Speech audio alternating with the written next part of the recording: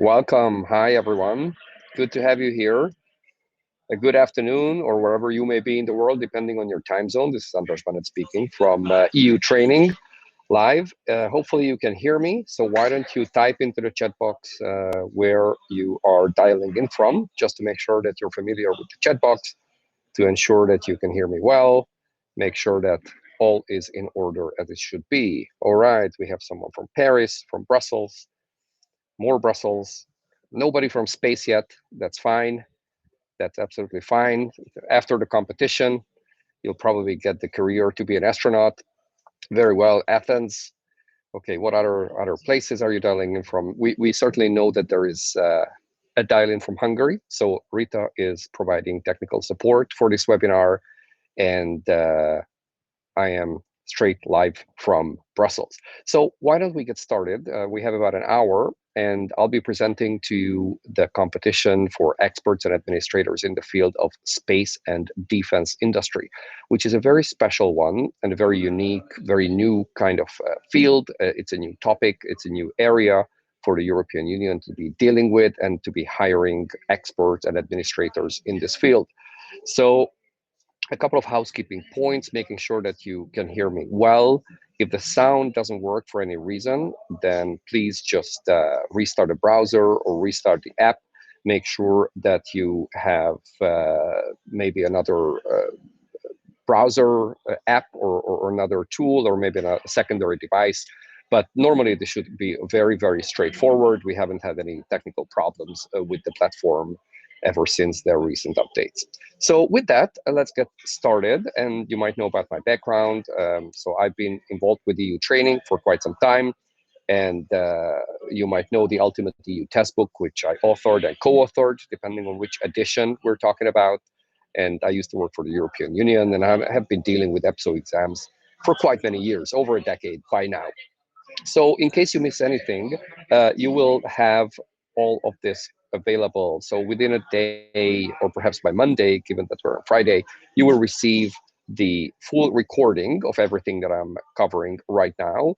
And you will also get the presentation slides, the ones that I'm presenting on screen. And of course, you can ask questions live, or if you might be watching the recording, you can send us an email and we'll follow up accordingly. But at the live session, we'll try to look at all the questions that come in.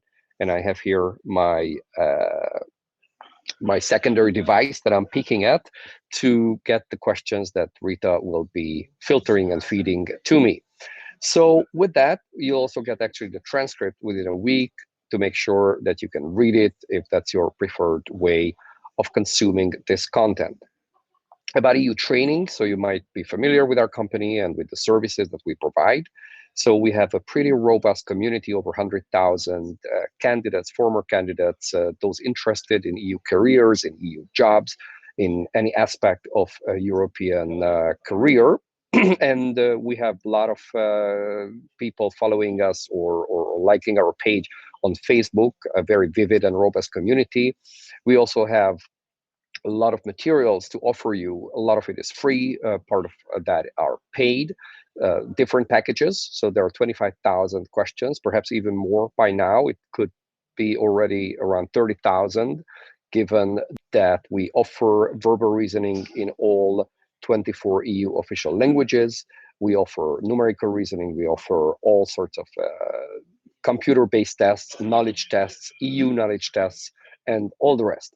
And interestingly, almost 17 million questions have been used so far.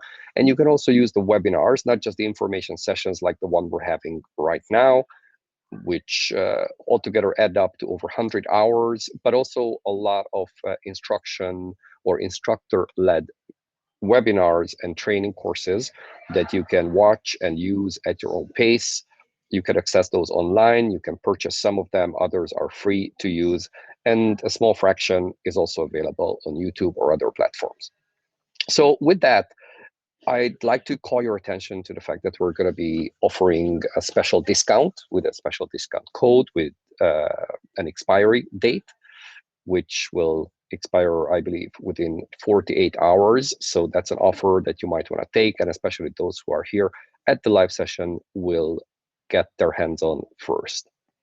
So with that, let's get actually started with the more substantive questions, or the more substantive part of the presentation, as to where the work is going to be once you have successfully passed the selection tests and the selection exam, and you are invited to an interview, and then you are offered a job. So when that happens, it might take around 6 to 9 months. So it's a relatively long process, depending on your perspective, because those of you who have been following the EPSO development, so the European Personal Selection Office exams, would know that sometimes it takes even longer, perhaps a year and a half. And because of COVID, some exams have been going on for 2 years. And that is not to discourage anyone, but to say that the 6 to 9 months that the exam will likely take from now, when it's been launched and published, until the reserve list on which your name will hopefully appear, it's published, and then you can be hired, recruited. So that takes close to a year, but ideally a few months less, roughly 9 months, as I said before. Now, when the recruitment happens, that's a question where you might want to end up working. And it's not so much your choice in this particular competition, because it will only be Brussels that a European Commissioner, Directorate General would hire those who are on the reserve list as a result of this particular competition. Now, that particular DG, Directorate General, is the Defense Industry and Space, called DEFIS, which is a very new Directorate General in the European Commission. And that shows the political, administrative, financial, economic importance that the EU attributes to this particular field when it comes to defense industry and space. Now, this is not the only DG that will hire those who have passed this particular competition. So it could be maybe DG Grow, which deals with the internal market, or it could be other directors general. But essentially, this is the number one DG that is looking to find permanent staff at the appropriate level that we will look at right now. Now, what is the application? What does the application process look like? So the application process, basically, perhaps the first and the most important point here is how many places there are available at the end of these competitions. And that brings me to the very first point, that we're talking about essentially two parallel competitions which have been announced together. So they've been announced at the same time, and there are two separate positions in each. But you can only apply to one of the fields and one grade. So you cannot choose more than one from these four options. So what you can see on the screen, essentially you have the administrators in the field of defense industry, and there are 32 places in the end. Administrators in the field of space, there are 35 places in the end. Experts in the field of defense industry, 16 places, and experts in the field of space, 17 places. And it's at 87 or 89 level. But you need to choose, based on your background, work experience, and other criteria that we're going to cover, which one you qualify for and which one suits your profile best. Now, if you have, let's say, the luxury that you have the sufficient number of years of experience that qualify you for a higher grade, so 89 is the higher grade, then you can still apply for the 87 theoretically, but you need to make a choice. You cannot apply to both. So if for any reason you decide that actually is more suitable for you, you can still do that, let's say downwards, but not upwards, given the number of years of work experience that is required. I can see there are a couple of comments coming in, something with a display. I'll let Rita address that. Here's one. So will DG DEFIS hire and onboard all the people in the reserve list at the same time? No, that is not going to be the case. So recruitment has to be understood as a separate phase from the selection process. So right now we're looking at the selection process, at the end of which there's a reserve list. And then once you are on the reserve list, it's up to the institution when they decide to invite you for a specific position or a specific interview related to a specific position. And when they do that, and you show yourself to be fully qualified, then they can extend a job offer.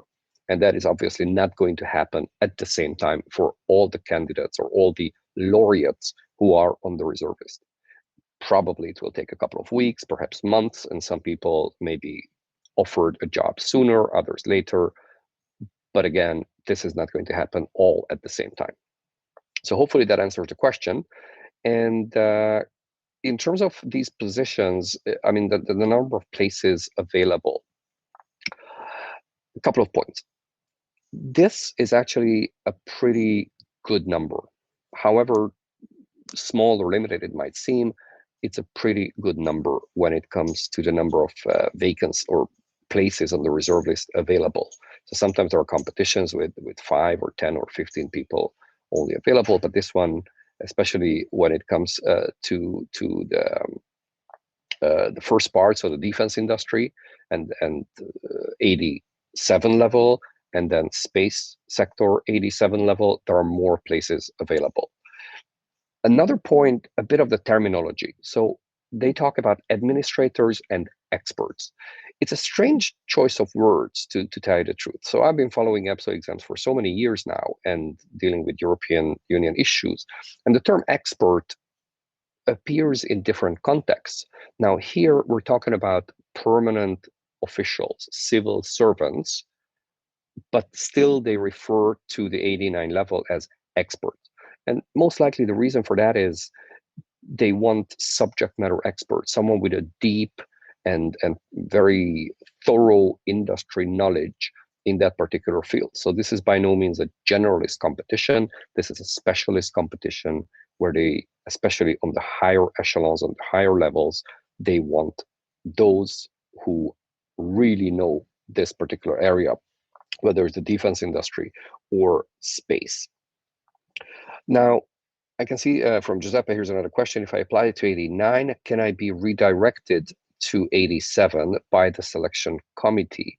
That's a good question. Sometimes they offer this possibility, so you wouldn't be disqualified or they wouldn't lose good candidates. I don't remember seeing this in the notice of competition, but it's something we'll check and get back to you. But again, the notice of competition should explicitly say if that's the case. So I don't remember that in this particular situation they offered it, which doesn't mean it's not there.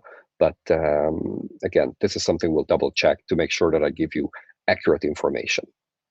And by the way, I forgot to mention at the beginning the, so to say, legal caveat that whatever I tell you is obviously to the best of my knowledge and to best of our understanding of all the information available and given our perspective and expertise. But this is not the official source of information. That is only the notice of competition, and that is only whatever the European Personnel Selection Office and specifically the selection board or selection committee is going to communicate to you. That is the Bible and the true source of information for you. Now, in terms of deadline, 19th of July, so you have a little over a month to get your application drafted and submitted. Everything happens online. And by the way, we also offer assistance for this. That's a paid service. So if you're interested in getting our advice or guidance to fill out the talent screener, which is something we're going to look at in a moment, or if you are into you have dilemmas or questions, if it's just a one-off technical kind of question, we're happy to answer that. No problem. Send us a message. We're going to get back to it. It's obviously a free service. But then if you want one of our experts to have a look at your application, take a look in its all complexity and give you guidance and advice, you can let us know. Just make sure you do that in time, because we get to have these questions, quite a lot of these requests closer to the deadline. So bottom line, make sure you fill out everything. Don't leave it to the last moment, because there could be technical problems or you might be held up for whatever reason. And the point is that you jump this very easy hurdle, keeping to the deadline. Now, the most important, or perhaps one of the most important questions in the context of any competition is really whether you are eligible. And as we will see, there are different parts of eligibility in the context of every competition, and the case is the same here. So you have certain general conditions, the ones you see on the screen: be an EU citizen, make sure that you don't have, or let's say you do have, the character requirements that is needed for the job. I can easily imagine that this particular job, meaning when they extend a job offer to you, might require some national security or other security clearance. So again, making sure that that is not going to be a hurdle. And then number three, that you've completed the military service requirements, if that is compulsory in the country that you're coming from or the country of your passport, and that doesn't cause any trouble. Now you have more specific, call that maybe subjective or specific conditions of eligibility. So part of it is the language part, and then part of it will be about your job or work experience. In terms of the language part, it's quite straightforward, as it is in most competitions recently. We make a distinction between language 1 and language 2. So typically language 1 is any of the EU's 24 official languages. So you can choose Maltese, and you can choose Irish, Gaelic, you can choose Estonian, you can choose Romanian, you can choose Italian, whatever language you speak pretty much fluently, which is independent from the passport that you hold. So me as a Hungarian, I could easily choose English, or I could choose Finnish if I spoke Finnish. But this is to make the point that this is independent from the country of your passport. It's entirely up to you which of the 24 you choose as language 1. And the reason why that's important, as you'll see in a moment, is that some of the competitions or tests will be conducted in that particular language. And then you have language 2, which must be different from language 1. And one of these languages must be English. So that's a pretty easy choice for most people, given their background. For others who are really polyglots and speak many languages, well, for them, perhaps it's a more difficult dilemma, but certainly a good one to make sure how they optimize their choice. So if you really speak multiple languages, or let's say you have your mother tongue, which is an EU official language, and you speak English, and perhaps one more, you want to make sure that the tests that you will be required to sit in language 1, you choose a language that you master best. You choose a language in which you can read and write and communicate pretty fluently. And then you can choose perhaps as language 2, English. And this is also interesting, where French is not being mentioned. Again, interesting because in the past it was usually English or French. In this particular case, they chose English, and let's hope that there's no legal issue around it. Hopefully, EPSO and their staff have checked all of the legal part of the equality of languages and equal access of all European Union citizens to these opportunities. Now, here comes the tricky part with the qualifications. So here's the qualification. You can see we're going to cover field 1 at first, and you can see as I'm looking at the screen to make sure I provide you all the accurate information, but all of you can see that as well. So when it comes to the 87, 89, so in the defense industry, so that's the first field, defense industry, administrators, that's 87, and experts on 89. So there are two scenarios that you can see. So you either have a university studies of 4 years in anything, right? Attested by a diploma. And then you have 6 years of relevant work experience. So if you're a linguist, if you are a lawyer, if you are an economist, if you are an agronomist, that's fine, as long as you have an officially recognized degree that lasted at least 4 years, then you will qualify on that level. And then you need to prove the existence of 6 years of relevant work experience. So that's scenario 1. Or if your underlying university degree is 3 years, then you need to prove 7 years of relevant work experience. And in terms of how you prove it, often they would not request these documents throughout the competition itself, but you need to be able to, well, you do declarations on honor, so giving your word, and if ever they request official documents to really prove the points and the claims that you made, you need to be ready to provide that documentation.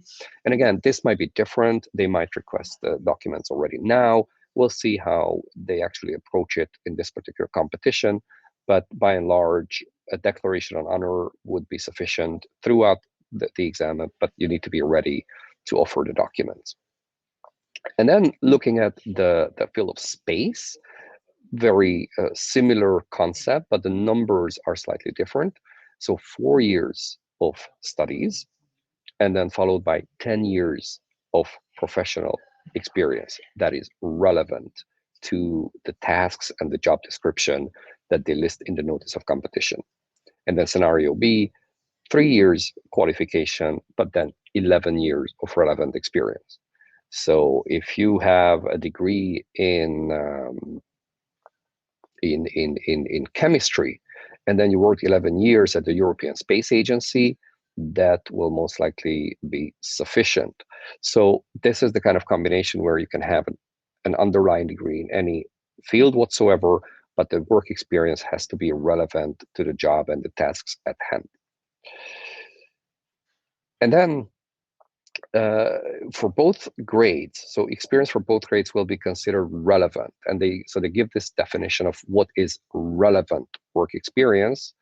It's basically not too long, but still a rather broad list of areas that they would consider relevant. So you can see it's about R&D, procurement, defense industrial policy, or in the space domain, not limited to space R&D. It could go beyond that, space economics, space law, SatNav systems, and it has to be connected to the duties that are listed in the notice of competition, as mentioned before.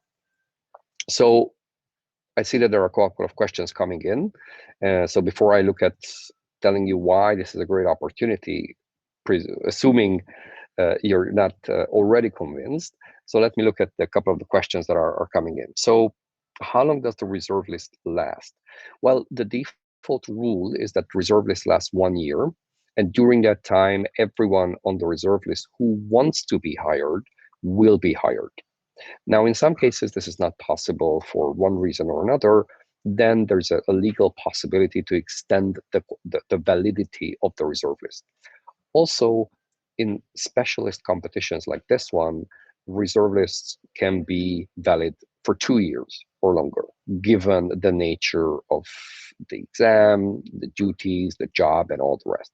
So this should not be a concern that you pass the competition and you're not hired, unless you yourself decide that you don't want to be hired because you change your mind in the meantime.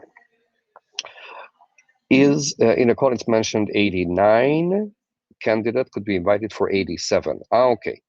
So apparently someone looked it up. Thank you very much. This was where my uncertainty was expressed. So it seems in this competition also there is this passerelle, this opportunity where someone who applied for 89 may not qualify for 89, but you can be then transferred or called into the 87 if you are open to that opportunity. So that's a pretty good way. It's a good opportunity, again, legally opening the path that despite you applying for a higher grade where you may not qualify, they can say that, okay, it seems that you are fitting the bill for 87. All right. And then, does a PhD in Earth observation count as relevant experience?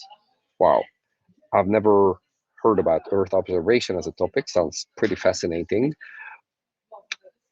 I have a hard time telling you yes or no. Really, making sure that I don't overstep my mandate here. Presumably, yes. To me, it does sound like it. Whether the selection panel is going to consider that as relevant experience, it's entirely up to their judgment. And I think a lot depends on what this particular PhD included. Earth observation, as in, is it related to space in general, or maybe it's about, I don't know, climate change and related fields. So it really depends on what that actually included. And if you are in a situation like this, not just this particular person who asked this question, but if anyone else has doubts whether their background or qualifications might meet those criteria, make sure you provide a lot of details. And to some degree, you need to argue your case. You need to provide extra information, or say, this is what I wrote my thesis on, or these were the particular subject that I studied. You need to put all of that into the documentation so they have a better idea to make a better judgment that you qualify for the competition. All right, what else? How is the relevance of experience calculated? And they say the text says defense and or space. Can I sum the experience in defense and space to calculate the relevant experience requested for 89 or 87, whatever the field chosen? Not sure I fully understand the question, but if your experience is kind of mixed in these two areas, I think you probably need to pick one, given that you need to choose one of the four fields, and then argue your case why your background meets those criteria. Given the fact that they say defense and or space, I think in your particular case, this should not be a problem. And again, just by quickly looking at this and giving you my very first intuition, my very first understanding of this, but then this might be a question that needs to be looked at in more depth. All right, so moving on, looking at why this is a great opportunity. I'm pretty sure many of you are fully convinced already, but for others who are wondering, certainly the salaries are very attractive, and at 87 level, that's around 5,000, 5,500 euros. On 89 level, it's around 8,000 euro net per month. And then there are pretty good benefits with health insurance, with European schools, with a couple of other perks that come with the job. And of course, working on exciting and fascinating areas on a European level, and especially in a policy area that is so new for the EU, and there's more emphasis and there's more support given to this area. I think this is a very good time to be dealing with these issues. So it's not an area where the EU has minimal competence, or the EU does have competence, yet no real political attention is given to that area. But this one is not like that. So this is a good timing and an interesting area. Now, how do you get one of these jobs? How do you actually get on the reserve list to get the job? Well, certainly step one is making sure that you fill out all the forms and everything that is required of you online. So you give the eligibility declaration, you choose language 1 and language 2, making sure that you properly consider those aspects that I've described. You submit your application in one of the 24 official EU languages.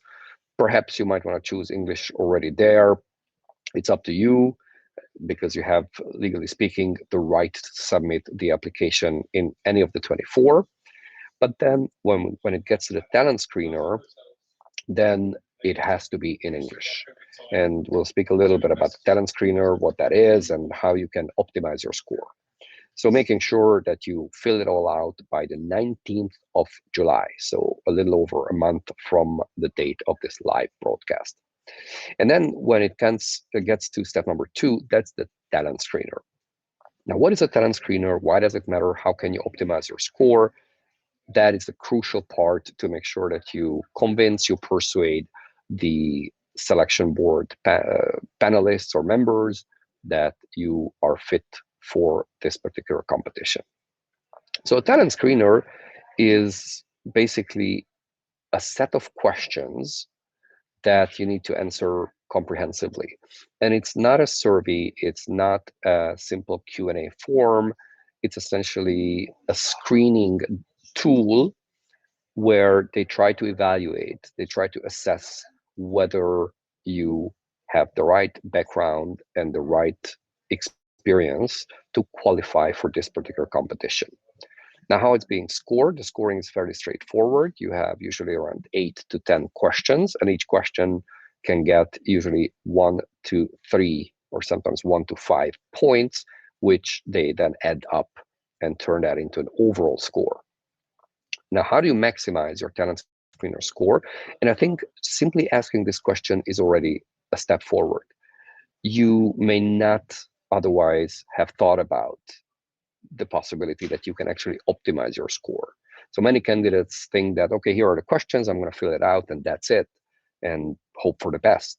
But it goes a little beyond that. So you can actually increase the points that you have and optimize the points that you get.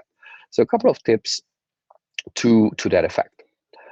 Try to answer yes to as many questions as you can, obviously being truthful and being honest at the same time.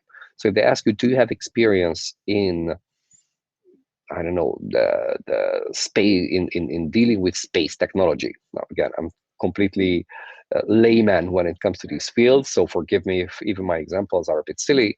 But then again, when they ask you a kind of yes/no question, try to answer yes and try to make the point that you do have experience there. Obviously, if there are some nuggets of information that you can put forward as positive arguments, you probably want to provide a lot of valuable information and be very comprehensive, but then making those good judgment calls, what you leave out and what you put in, of being to the point and not talking too much or writing too much. We've seen so many talent screeners over the years where candidates really write a full novel about their life and about their background.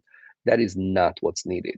It has to be to the point. It has to be formatted in a way that the assessors can quickly scan it, they can quickly look through it, they can find keywords that they are looking for, some jargon, maybe some technical terms, which show that you have that particular experience. And then often candidates write very abstract answers. So it's not concrete enough. There are no dates, there's no word about achievements or results or the specific projects you worked on or the budgets that you have dealt with. And it's just too high level. Saying, well, I've been dealing with this particular area for so many years and I have a great expertise. That doesn't say anything. So making sure that you are very concrete in that. And if some questions in the talent screener resemble one another, you probably want to make sure that you don't just copy paste your previous answers, but you spend enough time to reformulate and make it applicable and make it relevant to that particular question. And then readability plays a lot of role here. So you want to make sure that the formatting, the bullet points, the numbers, maybe some headers are actually helping the assessors to score your application. And let me put here a footnote.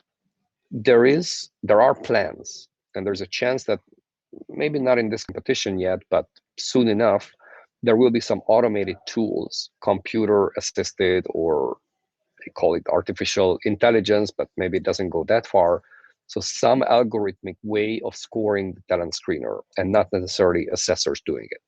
In that case, it's going to be really important, the structure, not because of the visual aspect, but that an algorithm can properly read it and putting in the keywords and dates and relevant information that is easy to process, easy to analyze. And then going further, also think about the talent screener a tiny bit as a motivation letter. It doesn't have to be so emotive, and you don't want to talk so much about your motivation to work for the institutions or the European Commission in particular. But you do want to make sure that you present your background in a way that speaks to the notice of competition, the Annex 1, where they list the tasks and the duties that they want you to work on. So make sure that whatever you have in your background is something that corresponds to what they are looking for, and not just simply saying, I did this, I did that, I have that experience and this experience. So this has to be connected to the job, not so much a job description, but the profile, the job profiles description. And then, as mentioned already, the institutions are fairly jargon, terminology, and let's say keyword driven. They want to see the terminology that they use. So if you're coming from industry or you worked in another government agency and you apply for this position, try to look around on the DG's, the Directorate General website, read their annual report, try to look around and see what is it that, what kind of terminology, what kind of words, expressions, terms do they use, and try to use those in your application to the degree that is possible. And then again, to mention not just our one-on-one or personal consulting coaching services. Actually, there's a webinar I've done some time ago, talent screener of what you need to know. And that's a webinar available on our website. The recording is still very much relevant for this particular competition. So let me pause here a second before we look at the assessment center. I see that there are many questions coming in. Okay, how does someone prove on the last question of the talent screener that they have 7 or 10 years degree in this sector? I was a bit puzzled here. You certainly don't have a 7-10 year degree in the sector. You might have 7-10 year work experience in the sector. Now, how do you prove that? Well, you can say that I worked in this particular organization in this and this role for 3 years, and these were my duties, and then 4 years here and then 3 years there. So basically, if that adds up and that is all relevant, that kind of proves the point. So I understand that given the nature of the task and that it's a little open, right, of what's R&D, I mean, it's a vast area. We're dealing with, maybe from an academic perspective, that's also vast. So it's hard to really paint that concrete picture that they are looking for, but you need to make those points by giving the details of your background, and it should all add up to 7 or 10 or 11 years. If someone is an officer in a member state's Air Force, like pilot, for more than 20 years and holds a Master of Science and a PhD, are they eligible? Pretty impressive. Well, member state's Air Force, I would, again, as an outsider, but making educated guesses, that sounds pretty relevant to me.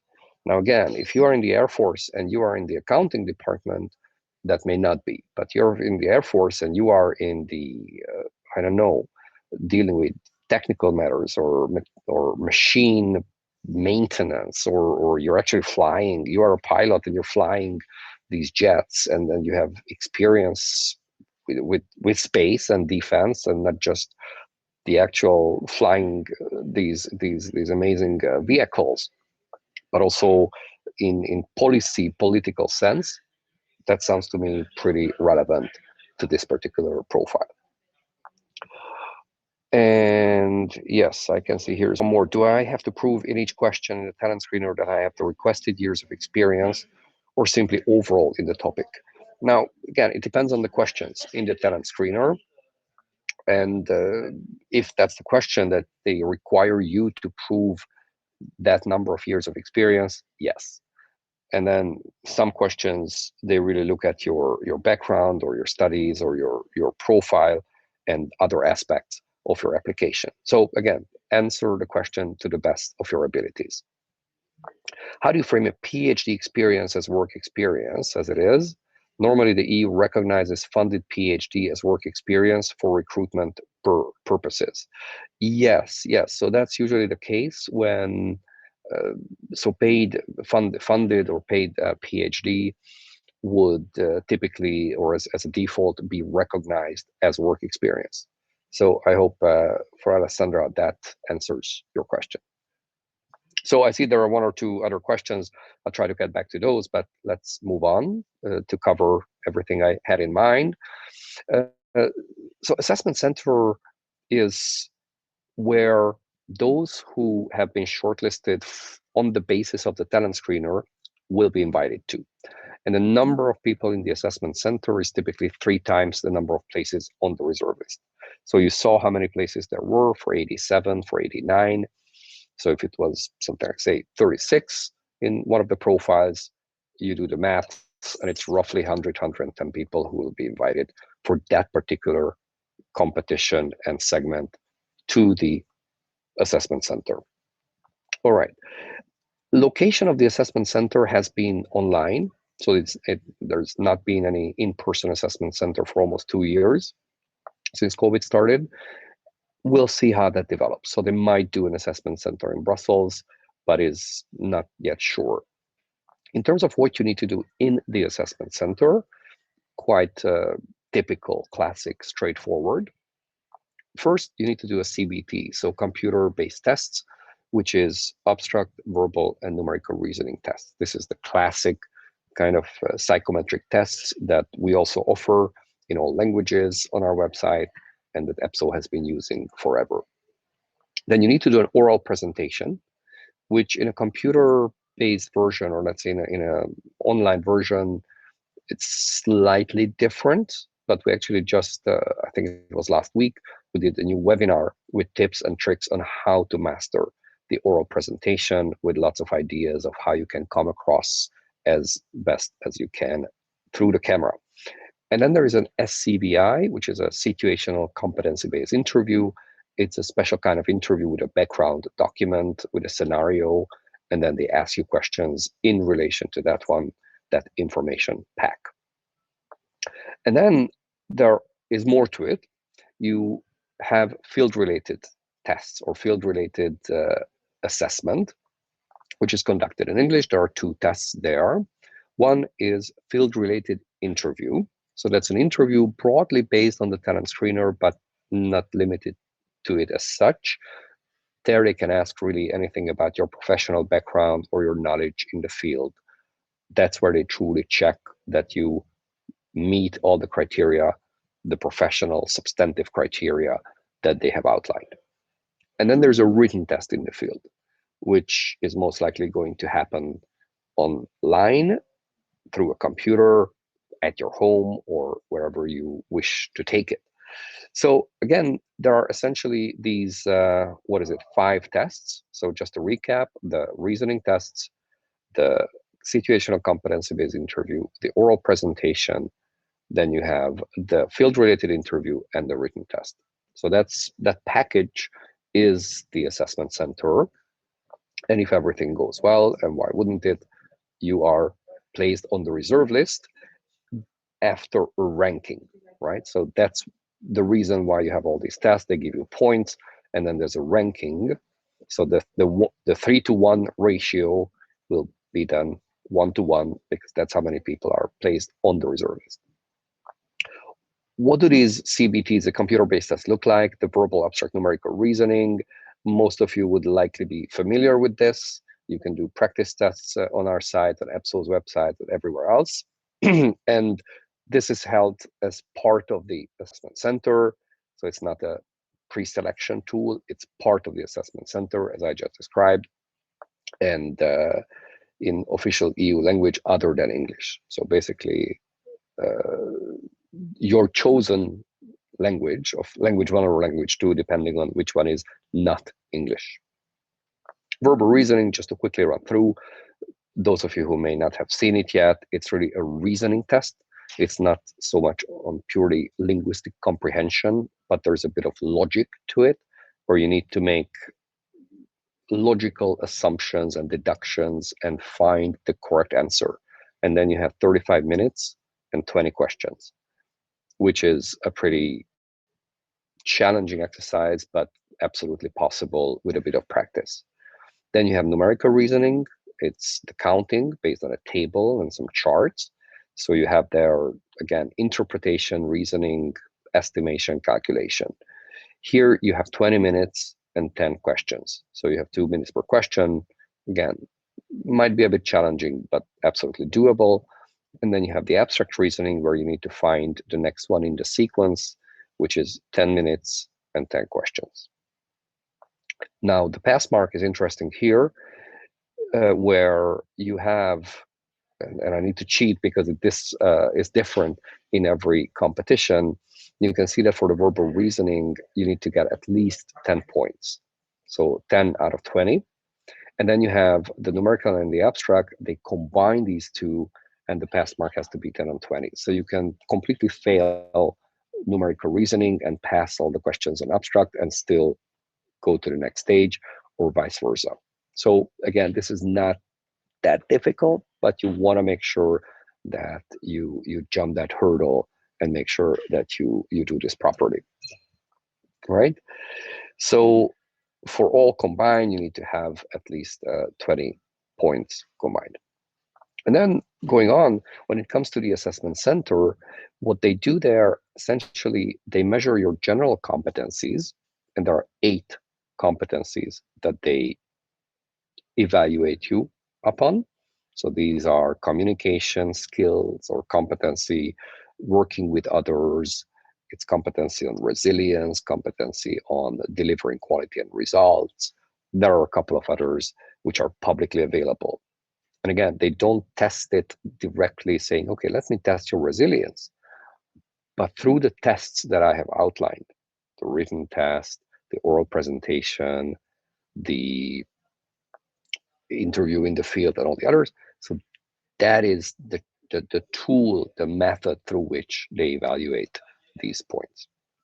And then you have the subject matter knowledge, the field-related knowledge, where you can get 50 points out of 100, right? I'm sorry, let me rephrase that. You need to get 50 points out of 100, which is sufficient, which is necessary, but not always sufficient, because there's a competition between candidates. So you need to get the highest score. You need to get as many points there as you can. Right. So I may have misunderstood. I can see this question. The verbal numerical abstract reasoning cannot be in English. That's correct. It cannot be in English. It has to be in another language. Yeah. So the abstract verbal numerical reasoning test has to be in another language, not in English. All right, going on.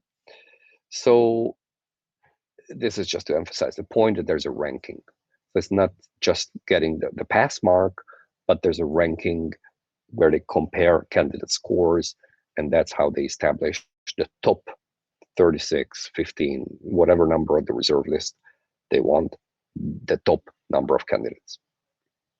So once you're on the reserve list, we spoke about the validity early on, and then there is recruitment if all goes well. Now, how do you get this job? I can see that a couple of questions were coming in, but most of it I've answered, okay? And others are coming in through the chat, so I'll look at it in a moment. And a couple of tips. How do you actually get through all of these challenges and exam phases? So you probably want to practice. And this mostly refers to the assessment center part, because for the talent screener, you want to use those ideas and other ideas to properly put together your talent screener. But once you are in the assessment center phase, I very much advise you to practice a lot, both the online computer-based tests, but also practice for the other parts. So the interview, the written test, there are a lot of methods and best practices that I think would be very helpful. And we have webinars for that. We have coaches, we have group classes. We have all sorts of tools that we make available for all interested candidates. And then doing that regularly and looking at the methodology, because there's a lot of best practices, good ideas, good methods that you can adapt and apply to succeed. And being persistent is really key, given the relatively long timeline I'd mentioned earlier, and making sure that you don't give up halfway, or to say this is taking too long, or just simply I'm no longer interested. And doing the simulations, both perhaps with a colleague or with a friend or with a coach and online, and mastering these methods so you can perform really well at the exam. And we're very happy to help you in that journey and provide you all the tools that you might need. As I said, there are a lot of materials and resources, and free and paid simulation tests and evaluation services, workshops, webinars, free and paid. There are a lot of tools on our website on eutraining.eu, and really make use of these. You can download the ebooks. You can get access to all these online and offline tools. and send us a message if you have any question or you're stuck with something. And you might want to join the community on Facebook, which we created for this particular competition. It's called Space and Defense Competition, EPSO exam. So there are fellow candidates and others that you can discuss news, updates, rumors, ideas with. And then you might want to look at the books that are available. So my Ultimate EU test book for, well, the assistant is on the screen, but the administrators edition would be the one for this particular competition. And then there's another one for the assessment center specifically, which we updated last year in light of the COVID and the online developments. So while I leave this on the screen, I can see that there might be some other questions coming in. So I'll answer those, and here's the special discount code that you can use for the next 28 hours or 48 hours. Well, depending whether you are watching or listening to this live version or the recording later, but making sure that you use it in time. It's called EPSODS 2022, and it's until the 19th of June, 6 p.m. Brussels time, 20% off on all practice test packages and webinar recordings. So let me look at the questions I may not have tackled so far. So here's, are there case study simulations related to space and defense? I think, Rita, if you could answer that, that would be helpful. I don't think we have right now. Or actually, what I know for sure we have is not domain specific, so not space and defense specific case studies. It's more about the method of how do you process information, how do you write a summary, how do you handle this particular exam, but it's not specific to a specialist competition. So I don't think we're going to put together a file specifically for space and defense. It's more about, as I said, the method of addressing a case study challenge. And then, do you know the calendar of tests? Will they start before the summer break? I think it's almost certain it's not going to start before the summer break, given that 19th of July is the deadline to apply. And then essentially most institutions and others will go on holiday. So basically, you cannot reasonably expect any test or exam or update before late August or perhaps even later. And then,